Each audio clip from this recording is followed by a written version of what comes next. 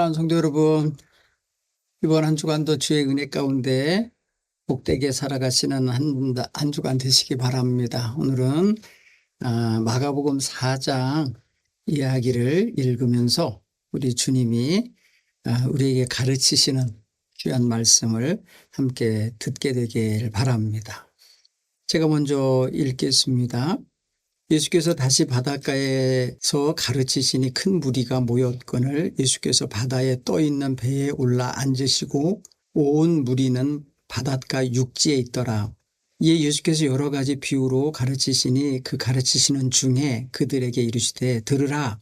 씨를 뿌리는 자가 뿌리러 나가서 뿌릴새 더러는 길가에 떨어짐에 새들이 와서 먹어버렸고, 더러는 흙이 얇은 돌밭에 떨어짐에 흙이 깊지 아니하므로 곧 싹이 나오나 해가 돋은 후에 타서 뿌리가 없음으로 말랐고, 더러는 가시떨기에 떨어짐에 가시가 자라 기운을 막음으로 결실하지 못하였고, 더러는 좋은 땅에 떨어짐에 자라 무성하게 결실하였으니 30배나 60배나 100배가 되었느니라 하시고, 이르시되 들을 귀 있는 자들은 들으라 하시니라. 예수께서 홀로 계실 때에 함께 한 사람들이 12 제자와 더불어 그 비유들에 대하여 물으니, 이르시되 하나님 나라의 비밀을 너희에게는 주었으나 외인에게는 모든 것을 비유로 하나니, 이는 그들로 보기는 보아도 알지 못하며 듣기는 들어도 깨닫지 못하게 하여 돌이켜 죄사함을 얻지 못하게 하려 함이라 하시고, 이르시되 너희가 이 비유를 알지 못할진대 어떻게 모든 비유를 알겠느냐. 뿌리는 자는 말씀을 뿌리는 것이라. 말씀이 길가에 뿌려졌다는 것은 이들을 가리킴이니 곧 말씀을 들었을 때에 사탄이 즉시 와서 그들에게 뿌려진 말씀을 빼앗는 것이요, 또 이와 같이 돌밭에 뿌려졌다는 것은 이들을 가리킴이니 곧 말씀을 들을 때에 즉시 기쁨으로 바르나 그 속에 뿌리가 없어서 잠깐 견디다가 말씀으로 인하여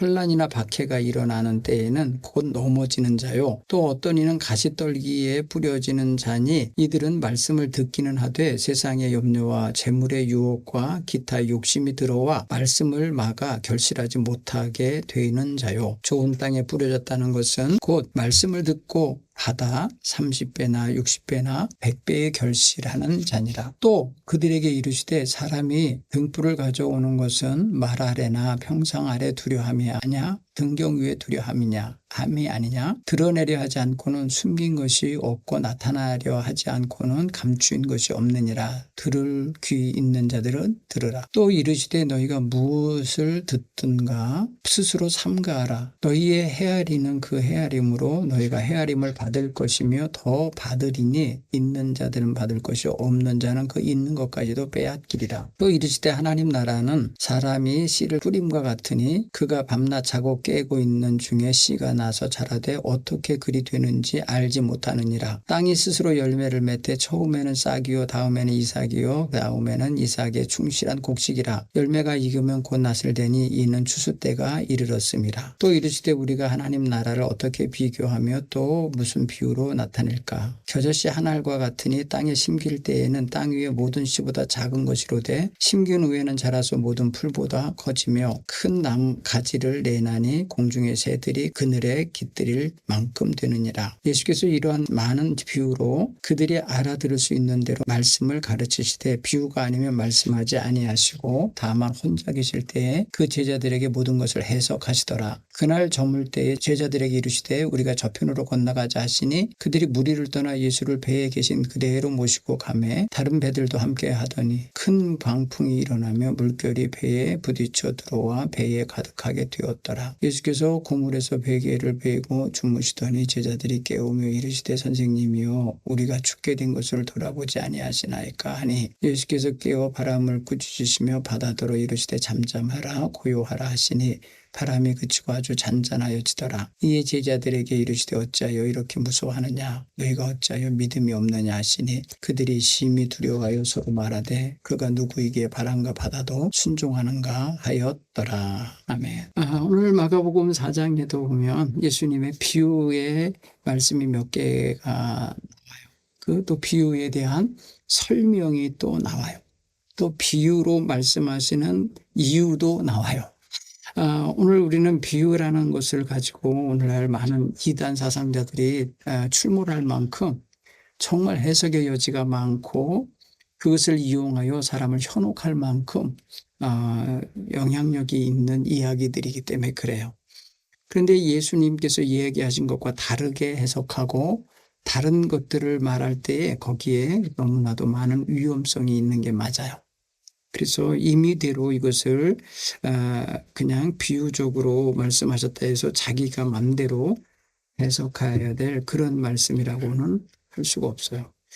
오늘 특별히 1절부터 9절에 예수님께서 비유로 말씀하시고 그 비유의 말씀을 10절로 20절 사이에서 해석을 해주시는 것을 연이어서 이렇게 보면 좋겠어요. 오늘 성경 상황을 보면 1절에 이렇게 말씀하시죠. 예수님이 다시 바닷가에서 가르치시고 계셨다. 그러니까 예수님의 주요 무대가 그러니까 갈릴리 바닷가였던 것 같아요. 보통 보면은 제가 이제 성지순례 가보니까 그곳은 조금 이제 다른 데는 막 광야 같고 막 그렇게 좀 거칠고 험한 데 비해서 갈릴리 호숫가 주변에는 많은 사람들이 모여 사는 마을이 형성되어 있고 또 펀펀한 이런 나베지라고 그럴까요? 이렇게 밋밋한 언덕 같은 산들이 있고 또 뭐랄까요? 풀들도 습기가 있어서 그런지 많이 자라나고 있는 걸 보고 왔어요. 그런 면에서 보면 그 어느 쪽인지는 모르겠어요. 오늘 본문의 말씀이 성경에 표현하면 뭐 거기 어느 마을이라는 표현은 안 쓰시고 그냥 바닷가에서 가르치시니 큰 무리가 모였다. 예수께서는 떠 있는 배에 올라가 앉으셨고 온 무리는 바닷가 육지에 있었다. 이렇게 표현해요. 이 상황을 우리가 그림처럼 이렇게 그려보면은 예수님 등 뒤에 그러니까 호수가 있는 거예요. 커다란 갈릴리 호수가 있는 거죠. 그리고 사람들은 그 호숫가에 여기저기 앉아 있었거나 서 있거나 막 거기 모여 있었다는 걸 알 수 있어요. 예수님께서 호수를 등지고 바다를 등지고 배에 앉으셔서 말씀할 때 당시 마이크도 없고 무슨 확성기가 없던 시절이니까 예수님의 말씀이 그 물가에 떨어져 있는 사람들에게 골고루 들려졌을까? 사람들은 의문하는데 어느 분들은 묵상하면서 그래요. 바다에서 바람이 불어오면 소리가 바람을 타고 사람들 쪽으로 빨리 전달되기 때문에 사람들이 들었을 것이다. 이렇게 표현해요. 우리는 거기까지는 생각 안 해도 돼요. 큰 무리가 와서 모여서 예수님의 말씀을 듣고 있는 상황이라는 것만 아시면 돼요. 근데 예수님이 이날 많은 비유로 말씀하셨대요. 오늘 2절에 보니까 예수께서 여러 가지 비유로 가르치셨다. 그리고 그 가르치신 것과 씨 뿌리는 자의 비유, 대표적인 비유죠. 우리 네 개의 씨가 떨어진 장소가 있는데 길가에 떨어졌다. 길가는 사람들이 걸어 다니는 데잖아요. 물론 밭에는 밭 옆에는 길이 있잖아요. 그러니까 길가로도 이렇게 뿌리다 보면 옛날에 뭐랄까 이렇게 뿌려서 씨앗을 심었어요. 실제로. 그죠? 요즘엔 다 모종을 심고 그러지만은 새들이 빼먹고 그러니까 아마 모종을 심어요. 근데 예전에 보면 그 보리 심는 계절, 요때가 아마 가을 농사 짓고 보리를 심더라고요. 추울 때. 근데 착 뿌리면은 보리씨가, 밭을 넘어서 길가로 떨어질 수 있죠. 그때는 새들이 와서 먹는다. 요즘 새들은 밭에까지 들어와서 먹어요. 비둘기나 뭐 까치나 기타 여러 새들이 밭에 씨 뿌리는 줄 알면 와서 먹어요. 밭을 갈기만 해도 다가오니까. 그런데 이 길가에 떨어진 씨는 새들이 와서 먹어버렸다라고 표현했는데 이게 해석을 하는 거 이야기를 우리가 15절에 가서 보면 이렇게 말해요. 이 말씀이 길가에 뿌려졌다는 것은 이런 사람들을 가리키는 건데 곧 말씀을 들었을 때에 사탄이 즉시 와서 그들에게서 뿌려진 말씀을 뺏어가는 거래요. 예수님의 비유에 대한 해석이에요. 그러니까 여기서 씨는 말씀이에요. 그죠? 뿌려지는 씨는 말씀이고 길가는 길가 같이 어떤 뭐랄까요? 아직 뭐랄까요? 일궈지지 않은 마음 밭이겠죠? 새는 바로 사탄을 여기서 상징했어요. 그러니까 새들이 와서 먹었다 그랬는데 사탄이 와서 뺏었고 이렇게 표현했어요. 사탄이 즉시 와서 뺏었다라는 표현을 썼어요. 그러니까 말씀을 빼앗아 갔다라고 표현한 거예요. 결국은. 여러분 오늘 이거는 우리의 상황에다가도 좀 비유로 이렇게 우리가 적용해 보면 우리가 말씀을 듣고 있는데 사탄이 와서 우리의 마음에 들어가는 말씀을 가로채 갖고 들어가지 못하게 하거나 떨어진 걸 다 먹어버리거나 우리에게 그 씨가 아무 상관이 없게 만들 수 있어요. 악한 생각을 넣을 수도 있고요. 딴 생각하게 할 수도 있고요. 졸아버리게 할 수도 있고요. 의심하게 할 수도 있고요. 오히려 비판적인 태도를 갖게 할 수도 있고요. 사탄이 말씀을 듣는 우리의 태도에 작용할 수 있다라는 거예요. 그래서 말씀이 듣는 사람의 심령 속에 들어가지 못하게 아무 영향도 끼치지 못하게 할 수 있어요. 그러니까 말씀을 빼앗김을 당하는 거예요. 그 다음에 더러는 흙이 얇은 돌밭에 떨어졌다. 그러면 밭과 길 사이에 밭두둑이 있는데 거긴 돌들을 주워서 주로 갖다 놓거든요. 아마 그런 데일 수도 있어요. 휙휙 뿌리다 보면 거기에도 떨어지죠. 그런데 여기에는 어떤 일이 벌어진다 그랬어요. 16절에 보면 돌밭에 뿌려졌다는 것은 이들을 가리킵니다. 어떤 사람을 가리키느냐? 말씀을 들을 때 즉시 기쁨으로 받기는 받은데 그 속에 뿌리가 없어서, 그러니까 사실은 흙이 얇은 데라 그랬어요. 5절에 보면은 흙이 얇은 돌밭. 여러분 흙이 얇은데 돌밭이에요. 그러면은요 낮에 햇빛이 강하잖아요. 그러면 돌이 뜨거워요. 그리고 흙이 얇기 때문에 수분이 별로 없어요. 그럼 거기서 싹이 돋아나지를 못해 사실은. 돋아나려고 하다가도 그 다음날 낮에 뜨거운 햇빛이 없으면 말라 죽을 수밖에 없어요. 그래서 오늘 성경 보면 돌밭에 떨어졌습니다. 그 받을 때는 즉시 기쁨으로 받았어요. 받기는 받았는데 그 속에 뿌리가 없어서 잠시 견디다가 말씀으로 인하여 환난이나 박해가 일어날 때에 곧 넘어지는 자다. 그러니까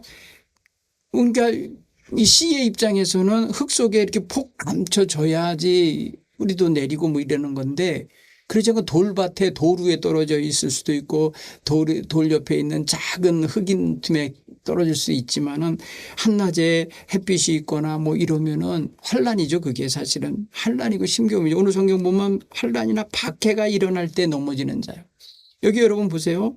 아직 교회에 당시 초대교회의 신앙이 깊지 못한 사람들 말씀을 들으는데 말씀이 좋습니다. 말씀이 참 은혜로웠습니다 하는데 그 말씀을 마음에 품고 살라니까 환란을 겪게 되고 핍박을 당하게 될 때에 무너져 버리는 거예요. 여기 환란이나 박해라는 상황을 말했어요. 초대교회가 당시에 이게 아주 그냥 일반화되어 있던 시대예요. 너무나도 환란이 많았고 박해가 있었어요. 그러니까 말씀을 현찮게 갖고 있었던 한 그 흙이 얇은데 그러니까 믿음이 얇고 주님 앞에 더 가까이 갈 수 있는 여건이 덜 갖춰진 사람들은 넘어지는 거예요. 오늘 그런 사람들 표현해요. 또 어떤 이는 가시떨기에 떨어진다고 표현했는데 가시떨기에 떨어짐에 가시가 자라서 기운을 막아서 결실하지 못했다.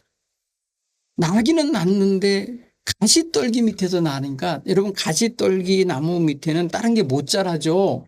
여러분 우리가 보통 보면은 가시떨기가 많은 그런 나무 또 그런 숲속을 이렇게 보면은 그 가시떨기들이 군락을 이루고 있고 다른 게 못 자라요. 보면 왜? 굉장히 얘네들이 뿌리 번식도 하고 또 이 가시가 있기 때문에 다른 잎사귀들이 괴롭힘을 당해서 잘 못 자라요. 일어나서 이렇게 바람에 불다 보면 가시에 찔리고 하면서 잎사귀 행해지고 몸통해지고 그러다 보면 죽게 돼 있죠.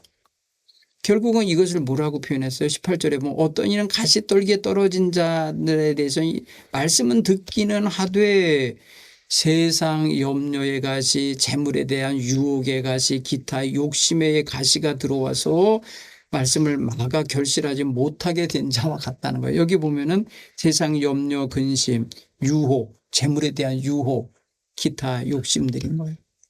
이거 다 있죠. 몰라 여러분 교회에 들어와서 믿음 생활하는 사람 이거 다 있어요.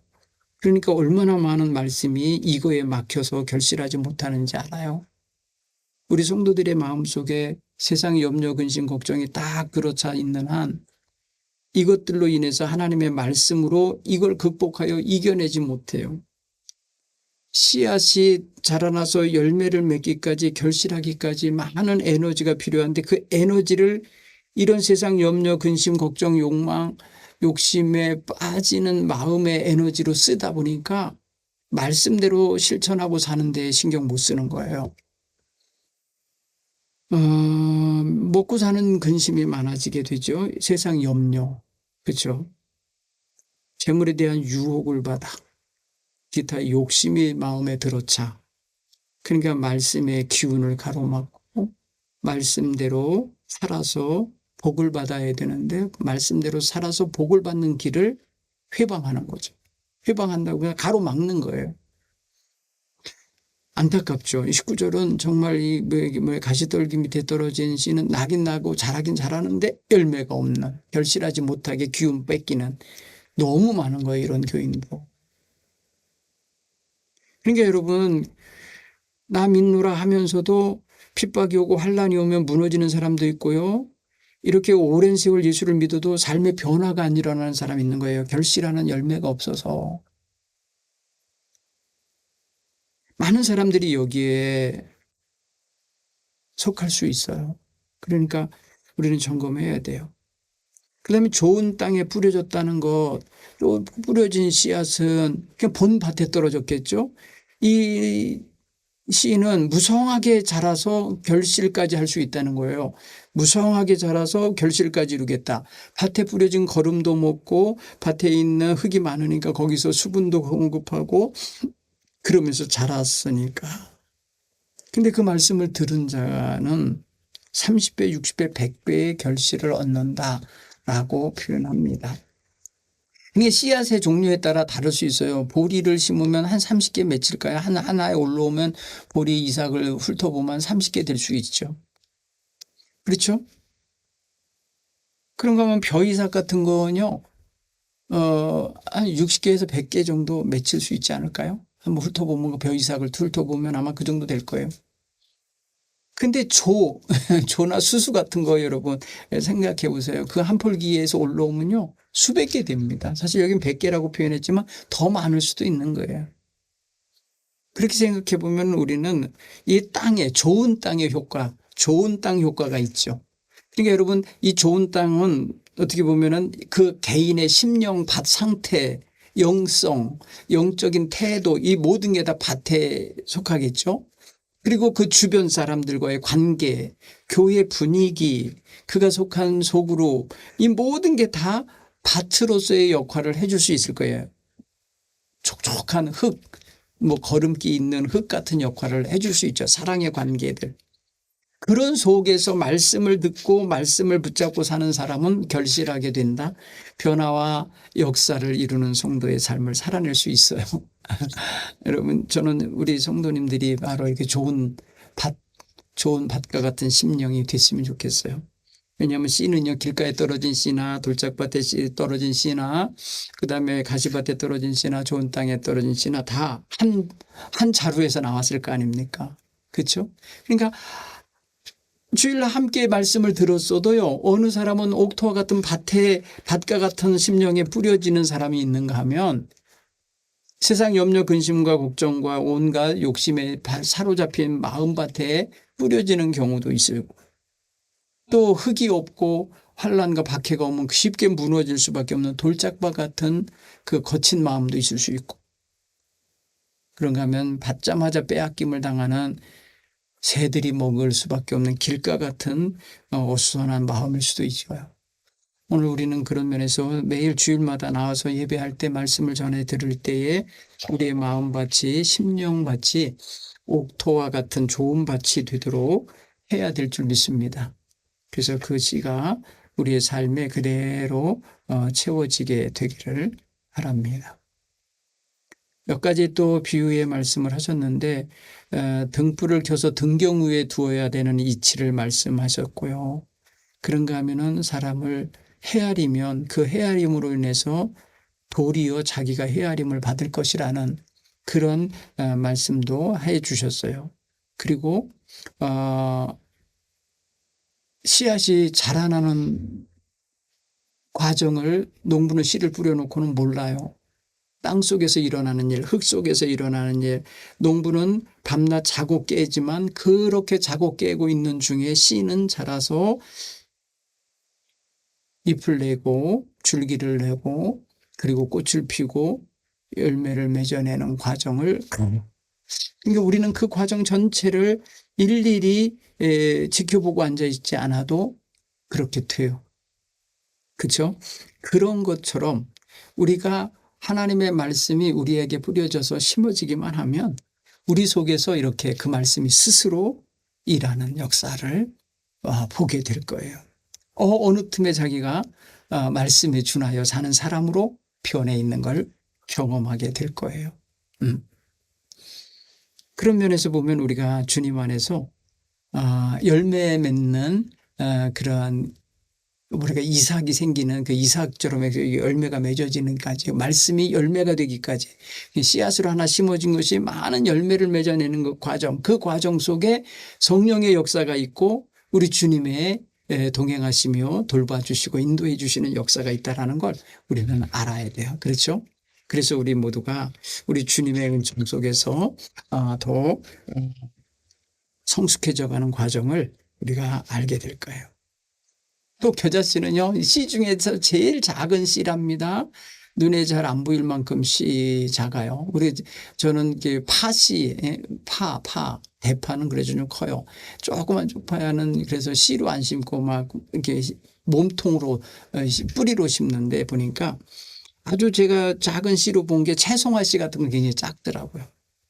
그런데 그게 이렇게 뿌려지면요, 거기서 싹이 나서 자라요.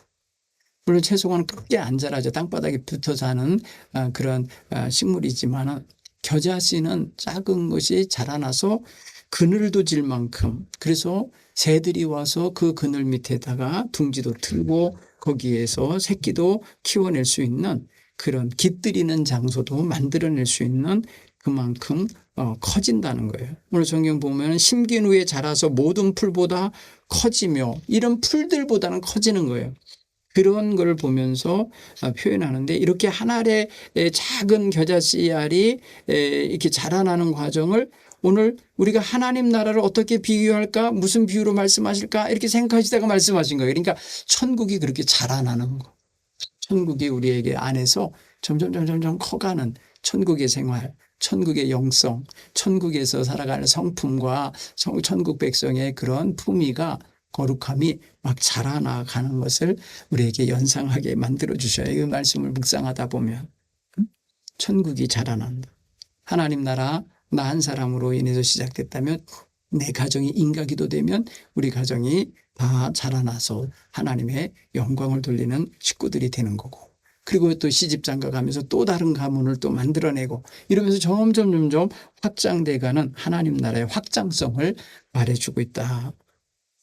겨자씨 비유는 그런 면에 있어서 미래성 내지는 성장과 발전과 희망과 이런 것들을 다 내포하고 있는 그러한 비유의 말씀이다. 이렇게 여겨줄 수 있어요. 이렇게 되어지도록 역사하시는 분이 우리 하나님의 역사고 성령님의 내재 충만한 역사인 줄 믿습니다. 예수님께서는 이렇게 비유들로 말씀하시면서 이거를 또 따로 있을 때는 제자들에게 다 해석해서 알아듣게 또 이렇게 풀어주셨다는 것이요. 이중교육, 복습을 하신 거죠. 낮에 사람들 틈에서 함께 듣게 하셨다가 그리고 또 저녁에 모이면은 또 혼자 계실 때 제자들에게는 해석을 해서 설명을 해주시고 이해하게 하셨다. 아마도 제자들이 이런 추억을 갖고 있었기 때문에 당시에 예수님 부활 승천하신 후에 그들과 함께 공동체를 이룬 사람들에게 이런 설명을 해줬을 것 같아요. 왜? 예수님께 들었던 거, 예수님으로부터 배우고 깨달은 거를 그대로 전했기에 마가도 예수님이 제자가 아닌 마가도 이런 말씀들을 다 기록에 남길 만큼 그런 정보가 많아졌으리라 생각이 되져요. 자, 끝으로 여러분 35절로 41절 말씀이 또 당시에 초대교회 교회가 놓여있는 상황과 거의 비슷한 상황을 여기에 기록된 거라고 봐요. 물론 오늘 성경은 그날 저물 때에 제자들에게 이르시되 우리가 저편으로 건너가자 하시면서 배를 타고 그 호수를, 그 갈릴리 호수를 건너가는 상황을 말해주는데, 여러분 보세요. 이게 어느 시점입니까? 그날 저물 때예요. 저물 때. 접는다는 건 뭐예요? 해 뜰 때가 아니라 해 질 때예요. 그렇죠? 그러면 어둠이 깔리고 있는 거예요. 그렇죠? 어둠이 깔리고 있을 때, 그리고 저들이 건너가야 될 그 행로가 어디예요?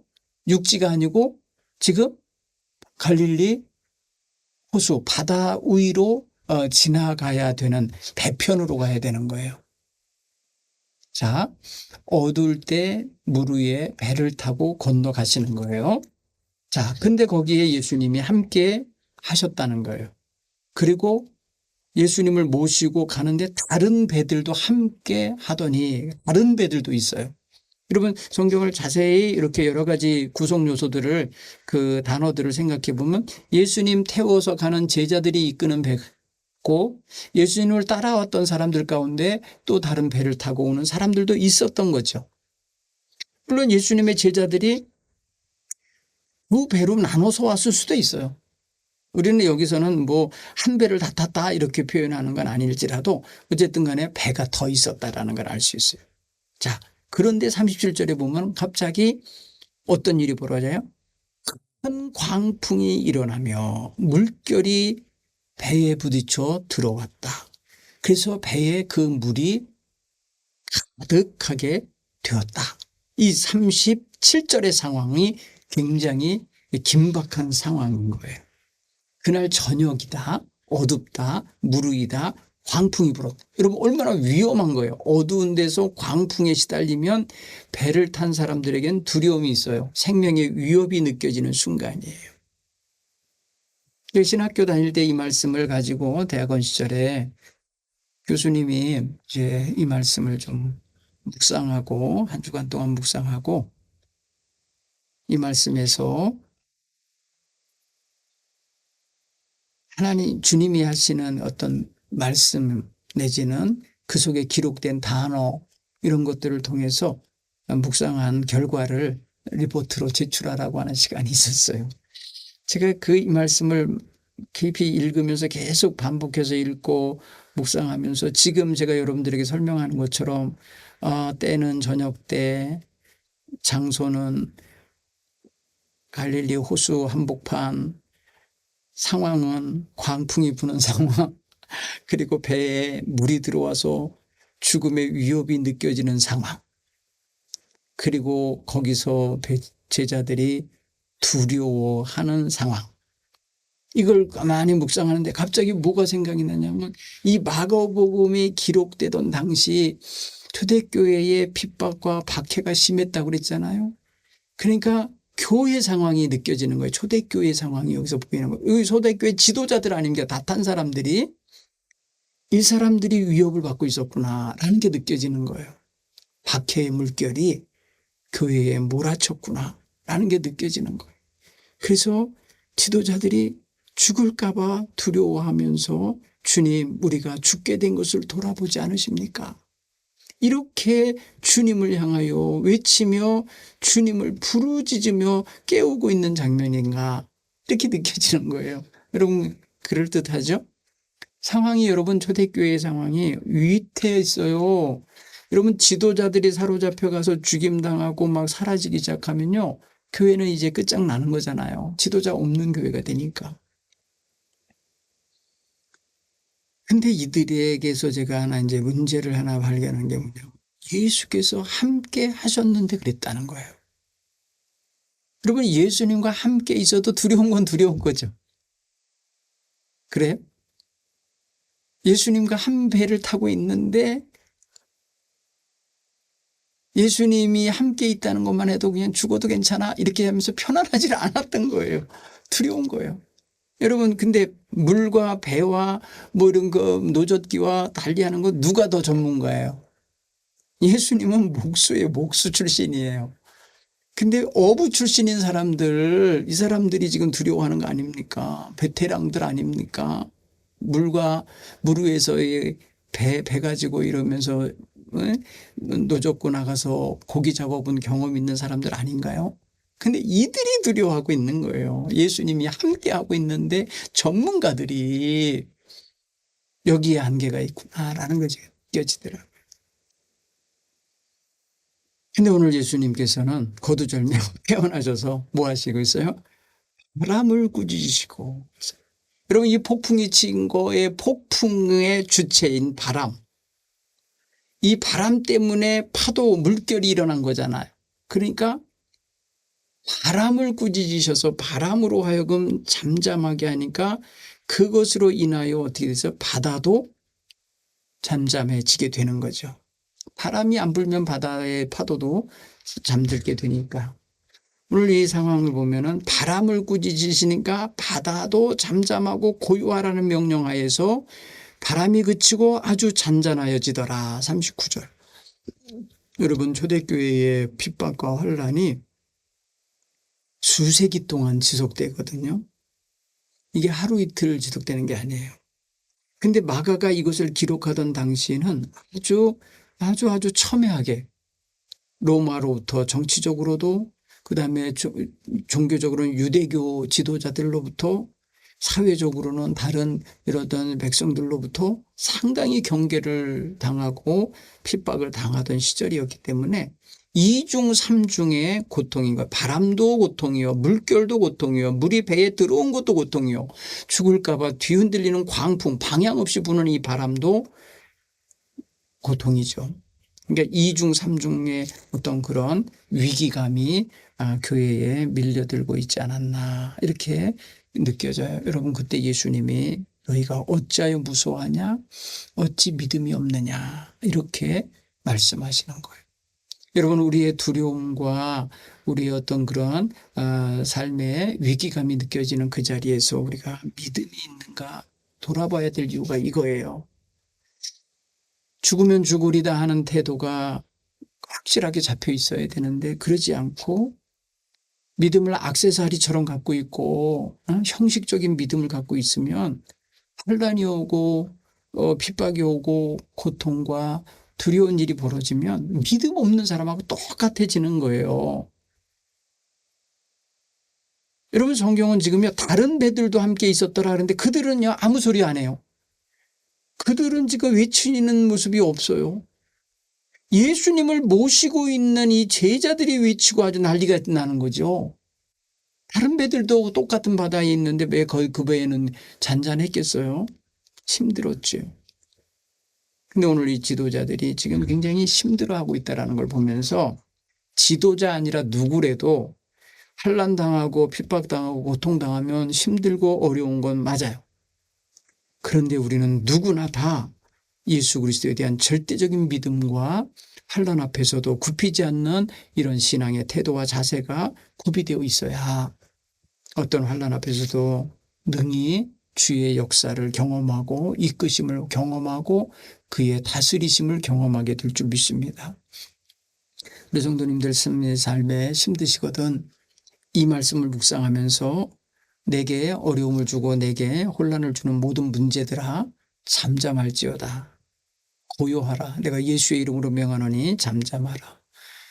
명하시기 바라요. 여러분 자신의 심령에 말하십시오. 내 영혼아 네가 어찌하여 두려워 떠느냐. 내 영혼아 네가 어찌하여 불안해하느냐.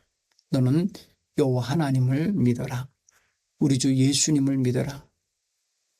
하면서 담대히 선언하십시오. 예수님께서 말씀하셨죠. 요한복음 14장의 6절에 너희는 1절 이하에 너희는 마음에 근심하지 말라. 하나님을 믿고 나를 믿으니 너희는 마음에 근심하지 말라. 우리 마음속에 정말 두려움과 근심과 이런 염려가 우리를 굉장히 초라하게 만들고 무너지게 합니다. 오늘 저와 여러분의 삶 속에 우리 주님의 동행과 임재의 역사하심을 확실히 믿고 담대한 그런 신앙으로 서시기를 간절히 바랍니다. 오늘 마가복음 4장의 말씀을 이렇게 이제 읽고 묵상했는데요. 더 읽으시고 더 깊이 묵상하시면서 하나님 주시는 은혜를 더 새록새록 빨아 드시기를 간절히 축원합니다. 감사합니다. 다음 주에 뵙겠습니다.